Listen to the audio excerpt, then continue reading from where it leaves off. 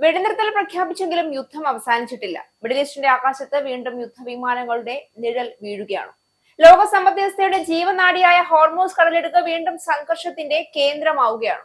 അമേരിക്കയുടെ മധ്യസ്ഥതയിൽ താൽക്കാലികമായി ശമിച്ചതായി കരുതിയിരുന്ന ഇറാൻ ഇസ്രായേൽ ഏറ്റുമുട്ടൽ വീണ്ടും തീപിടിക്കുമെന്ന ആശങ്കയാണ് ഏറ്റവും പുതിയ സംഭവ വികാസങ്ങൾ ഉയർത്തുന്നത്. മിഡിൽ ഈസ്റ്റിൽ കഴിഞ്ഞ ഏതാനും ആഴ്ചകളായി രൂപപ്പെട്ടിരുന്ന താരതമ്യേന ശാന്തമായ സാഹചര്യം വീണ്ടും അനിശ്ചിതത്വത്തിലേക്ക് നീങ്ങുന്നതിന്റെ സൂചനകളാണ് പുറത്തുവരുന്നത്. അമേരിക്കയുടെ നേതൃത്വത്തിൽ വെടിനിർത്തലിലേക്കുള്ള ശ്രമങ്ങൾ നടന്നിരുന്നുവെങ്കിലും മേഖലയിലെ സുരക്ഷാ സാഹചര്യം ഇപ്പോഴും അതീവ ദുർബലമാണ് എന്നാണ് ഏറ്റവും പുതിയ റിപ്പോർട്ടുകൾ സൂചിപ്പിക്കുന്നത്.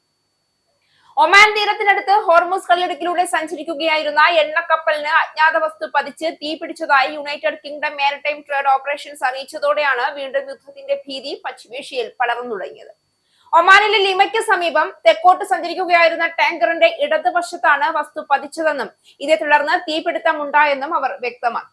അപകടത്തിൽ ആളപായം ഉണ്ടായിട്ടില്ല എന്നറിയിച്ച ഏജൻസി ഈ പ്രദേശത്തിലൂടെ കടന്നു പോകുന്ന കപ്പലുകൾ ജാഗ്രത പാലിക്കണമെന്ന് നിർദ്ദേശിച്ചിട്ടുണ്ട്. അധികൃതർ സംഭവത്തെക്കുറിച്ച് അന്വേഷിച്ചു വരികയാണ്. ആക്രമണത്തിന് പിന്നിൽ ഇറാനാണെന്ന് ഉദ്യോഗസ്ഥരെ ഉദ്ധരിച്ച് US മാധ്യമങ്ങൾ റിപ്പോർട്ട് ചെയ്തു. ഹോർമൂസ് കടലിടുക്കിലൂടെയുള്ള വാണിജ്യ കപ്പലുകൾക്ക് നേരെ ഇറാൻ സൈന്യം കുറഞ്ഞത് 2 മിസൈലുകളെങ്കിലും തൊടുത്തുവിട്ടതായും റിപ്പോർട്ടിൽ പറയുന്നുണ്ട്. ഹോർമൂസ് കടലിടുക്കിലെ സംഘർഷങ്ങൾ അവസാനിപ്പിക്കാൻ അമേരിക്കയും ഇറാനും തമ്മിലുണ്ടാക്കിയ ഒരാഴ്ചത്തെ കരാറിന്റെ കാലാവധി അവസാനിച്ചതിന് തൊട്ടു പിന്നാലെയാണ് ഈ ആക്രമണങ്ങൾ ഉണ്ടായത്.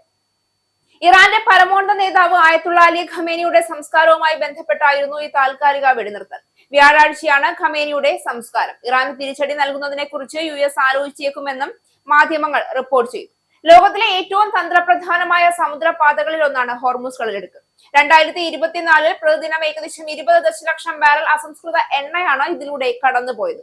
ഇത് ആഗോള എണ്ണ വിതരണത്തിന്റെ ഏകദേശം 1/5.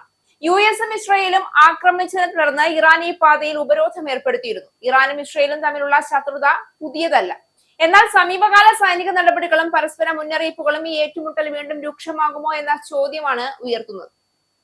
ഇസ്രായേൽ ദേശീയ സുരക്ഷയ്ക്ക് ഭീഷണിയെന്ന് വിലയിരുത്തുന്ന സാഹചര്യങ്ങളിൽ ശക്തമായ പ്രതികരണം തുടരുമെന്ന നിലപാട് ആവർത്തിക്കുന്നുണ്ട്. മറുവശത്ത് ഇറാനും സ്വന്തം സുരക്ഷയും പരമാധികാരവും സംരക്ഷിക്കുമെന്ന മുന്നറിയിപ്പാണ് നൽകുന്നത്. ഈ പരസ്പര അവിശ്വാസം സംഘർഷ സാധ്യത വർദ്ധിപ്പിക്കുന്ന ഘടകമാണ്. ഈ സാഹചര്യത്തിൽ അമേരിക്കയുടെ പങ്കും നിർണായകമാണ്. ഒരു ഭാഗത്ത് മേഖലയിൽ സംഘർഷം വ്യാപിക്കാതിരിക്കാൻ നയതന്ത്ര ശ്രമങ്ങൾ തുടരുമ്പോൾ മറുവശത്ത് സ്വന്തം സൈനിക താവളങ്ങളുടെയും സഖ്യകക്ഷികളുടെയും സുരക്ഷ ഉറപ്പാക്കേണ്ട ബാധ്യതയും അമേരിക്കയ്ക്കുണ്ട്.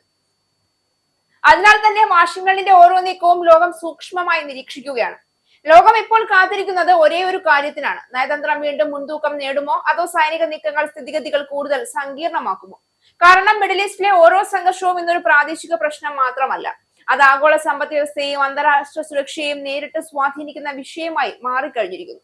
അതിനാൽ വരും ദിവസങ്ങളിലെ സംഭവ വികാസങ്ങൾ അന്താരാഷ്ട്ര രാഷ്ട്രീയത്തിലും സാമ്പത്തിക രംഗത്തും നിർണായകമായ പ്രത്യാഘാതങ്ങൾ സൃഷ്ടിക്കാൻ സാധ്യതയുള്ളതിനാൽ ലോകം മുഴുവൻ അതീവ ജാഗ്രതയോടെയാണ് ഈ മേഖലയിൽ ശ്രദ്ധ കേന്ദ്രീകരിക്കുന്നത്.